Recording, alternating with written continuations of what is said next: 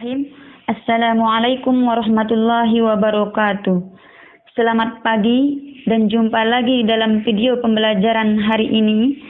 Semoga kita tetap dalam keadaan sehat dan tetap semangat dalam menjalankan tugas kita sebagai pelajar, yaitu menuntut ilmu.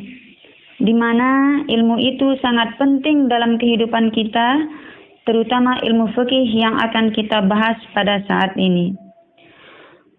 Baiklah, kita mulai saja pada materi kita kali ini, masuk pada bab 7, yaitu tentang jual beli.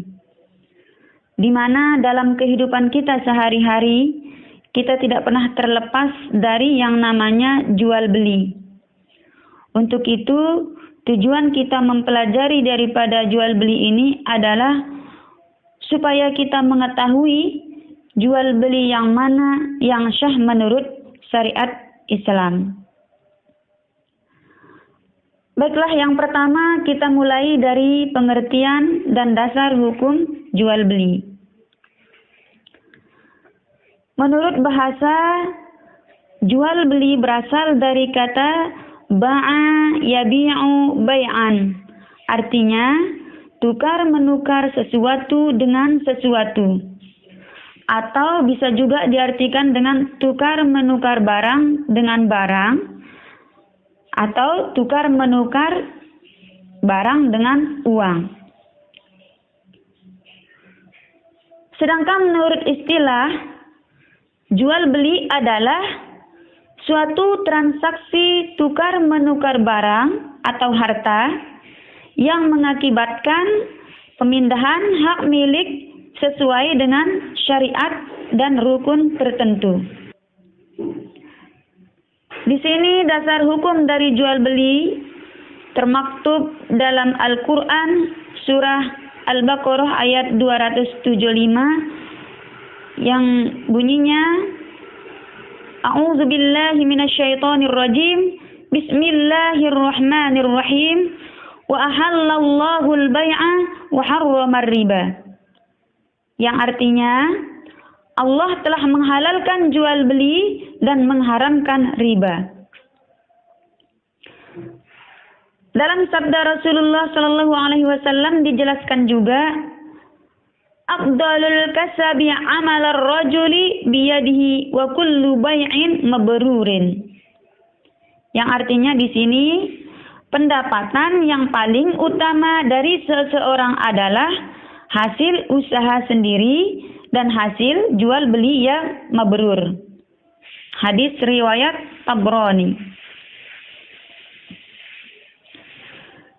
Selain pengertian dan dasar hukum jual beli, di sini juga dijelaskan syarat dan rukun jual beli. Yang pertama, rukun jual beli yang kita bahas hari ini, rukun jual beli. Pertama adalah adanya penjual. Penjual di sini maksudnya adalah orang yang menawarkan barang. Kemudian rukun jual beli yang kedua yaitu adanya pembeli. Yang ketiga, ada barang atau harta yang diperjualbelikan. Yang keempat, ada uang atau alat bayar yang digunakan sebagai penukar barang. Kemudian yang kelima, ada lafal ijab qabul, yaitu sebagai bukti akan adanya kerelaan dari kedua belah pihak. Di sini maksudnya ijab adalah yang diucapkan oleh si penjual, kemudian qabul yang diucapkan oleh si pembeli. Contohnya, seorang penjual mengatakan, aku jual barang ini kepada Anda dengan harga Rp10.000. Kemudian, si pembeli menjawab, aku terima, atau aku beli. Kemudian di sini juga dibahas, selain dari rukun, ada juga syarat barang yang boleh diperjualbelikan.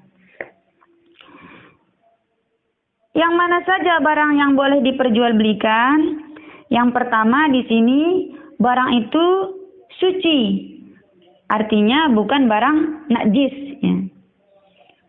Maksudnya di sini barangnya suci, baik suci dari segi zatnya maupun suci atau baik cara memperolehnya.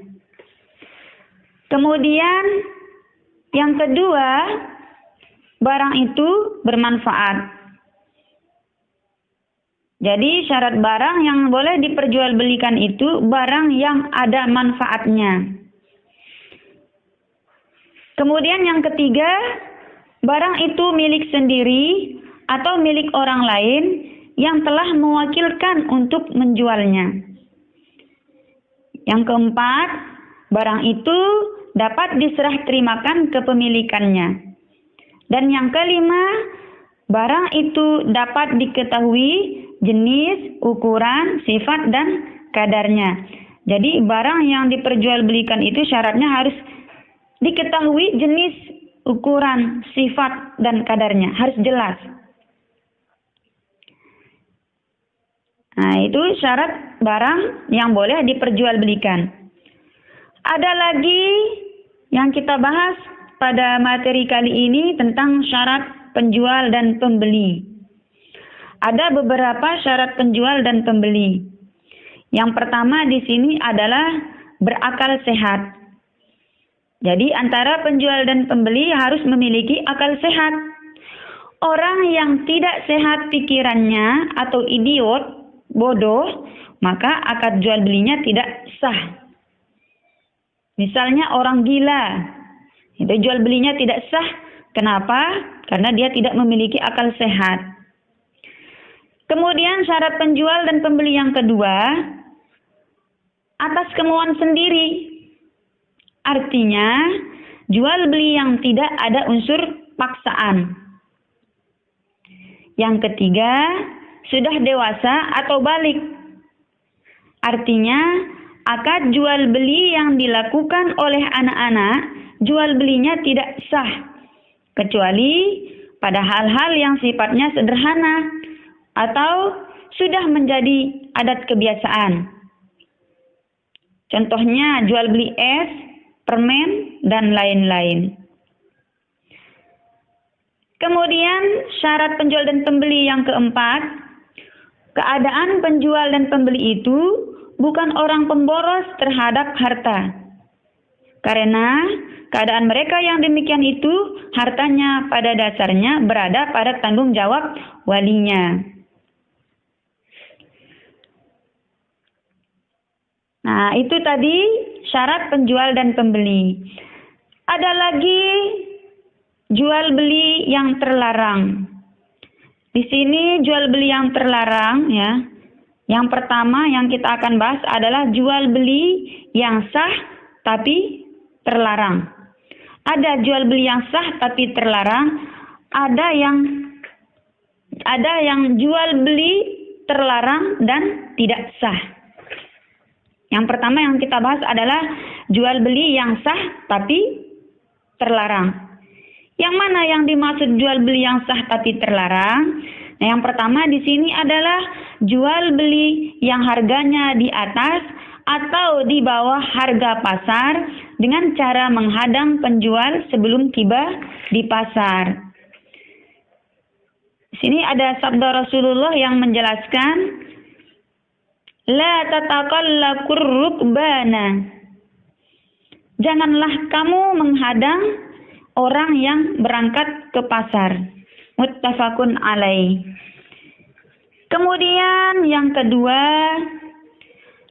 jual beli yang sah tapi terlarang adalah membeli barang yang sudah dibeli atau dalam proses tawaran orang lain.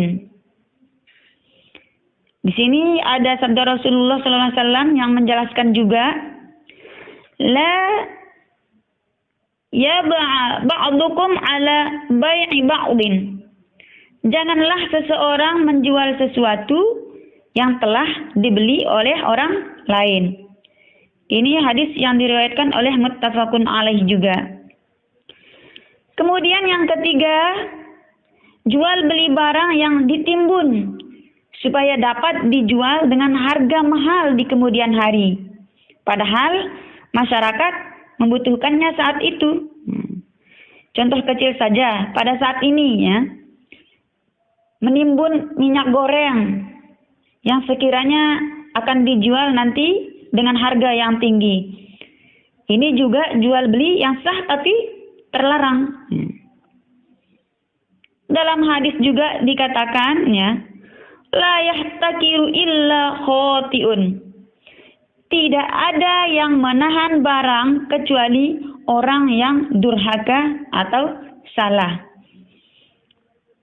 Jadi menahan barang ditumpuk dengan niat menjualnya dengan harga mahal itu dilarang. Kemudian yang keempat, jual beli untuk alat maksiat. Ini dijelaskan dalam firman Allah Subhanahu wa taala, Bismillahirrahmanirrahim, wala ta'awanu 'alal ismi wal 'udwan. Dan jangan tolong-menolong dalam berbuat dosa dan pelanggaran. Quran surah Al-Maidah ayat 2. Kemudian selanjutnya jual beli yang sah tapi terlarang, yakni jual beli dengan cara menipu.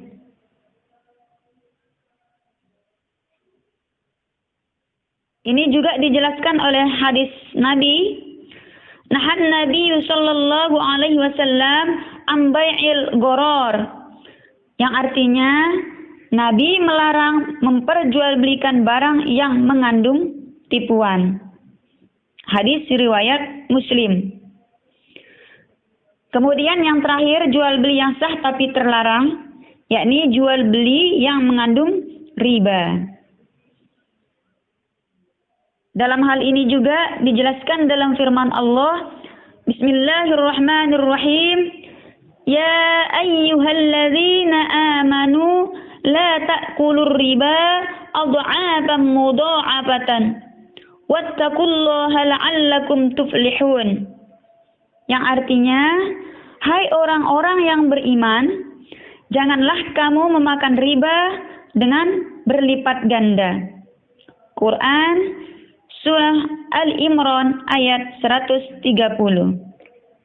Itu dia tadi beberapa dijelaskan tentang jual beli yang sah tapi terlarang.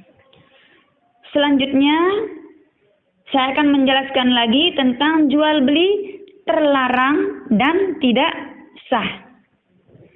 Ada juga jual beli terlarang dan tidak sah. Yang pertama di sini jual beli sperma binatang.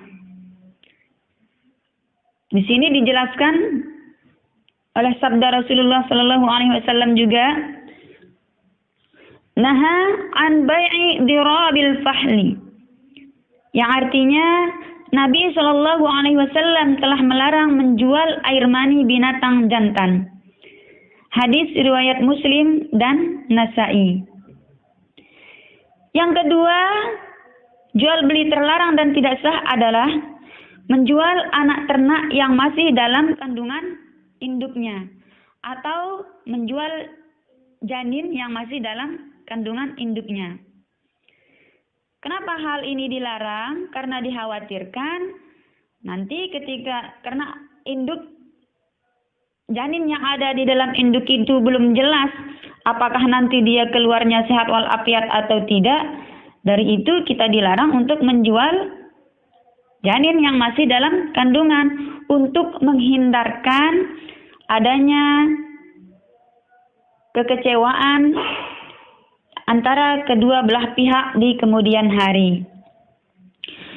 Di sini dijelaskan dalam hadis Nabi juga, annan Nabiyya sallallahu alaihi wasallam naha an bai'il madamina.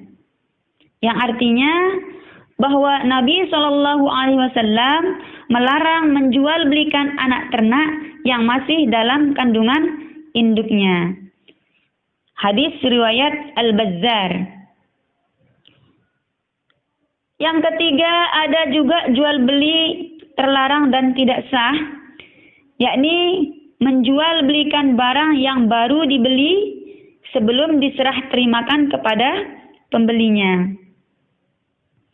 Kemudian yang terakhir, menjual buah-buahan yang belum nyata buahnya.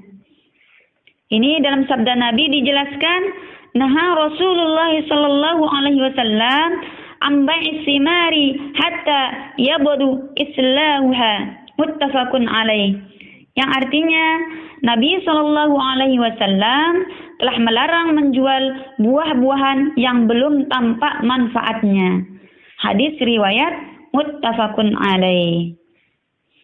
Nah, demikianlah materi yang bisa saya sampaikan hari ini. Semoga ada barokah dan manfaatnya. Dan jangan lupa setelah menonton dan menyimak video pembelajaran ini, Anda dapat mengambil kesimpulan yang sudah saya jelaskan tadi. Jangan lupa tetap semangat dan terus belajar. Sampai jumpa di materi selanjutnya. Akhirul kalam. Wallahul muwafiq wal hadi ila sabili rasyad. Assalamualaikum warahmatullahi wabarakatuh.